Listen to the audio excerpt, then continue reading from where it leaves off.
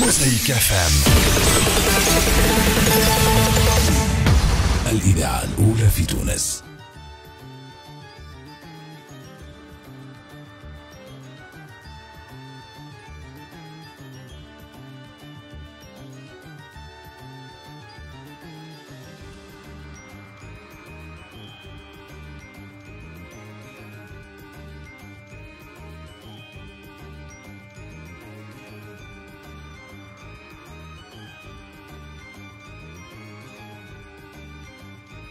Jalal Gastli, photographe. Je publie aux éditions Lalla Hadri un livre qui s'intitule Barkhane, au pluriel, qui est un livre que je publie pour l'année des 20 ans de mon fils et qui résume environ une dizaine d'années de voyage dans le Sahara tunisien et qui propose une vision du Sahara très personnelle parce que c'est en fait c'est des voyages personnels, donc c'est autobiographique et j'ai une bande d'amis avec qui on fait plusieurs voyages par an dans le désert, donc on part en général entre 4 jours et une semaine. Et voilà, donc ce livre résume tout ça et on présente à l'occasion de la publication du livre une exposition ici au 32 bis où je montre les photos originales du livre en grand format. Donc c'est une exposition qui permet de présenter le livre. Et pour l'occasion, on a fait une scénographie assez particulière et on a entre autres choses ramené une tonne de sable du Sahara qu'on a étalé partout par terre ici pour donner l'impression de marcher sur le sable. Et on a fait aussi un geste pour les visiteurs. On a pris des éprouvettes et on invite les gens à remplir cette éprouvette et de repartir avec un livre et une éprouvette de sable en souvenir de cette exposition qui en quelque sorte, a fait venir le Sahara à la capitale. Voilà. Cet amour du Sahara. Oui. Comment c'est venu ?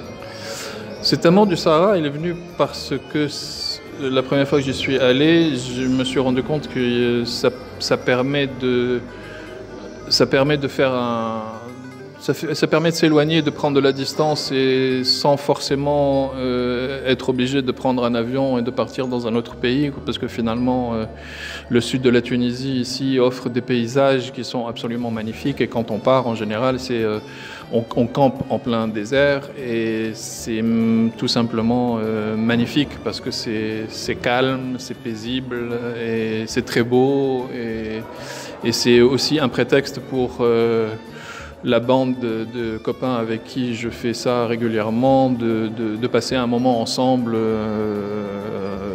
sans qu'on soit forcément chez les uns, chez les autres. Ça devient un peu notre jardin dans lequel on passe des moments extraordinaires à rigoler, à faire à manger, d'être dans un esprit d'équipe ou de groupe. Voilà.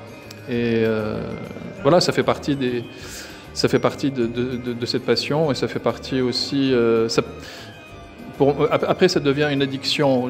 C'est-à-dire qu'on ne reste pas très longtemps sans y retourner. Il y a une attirance qui fait qu'on s'attache beaucoup à ces lieux d'abord, et puis aux gens qu'on a l'occasion de rencontrer.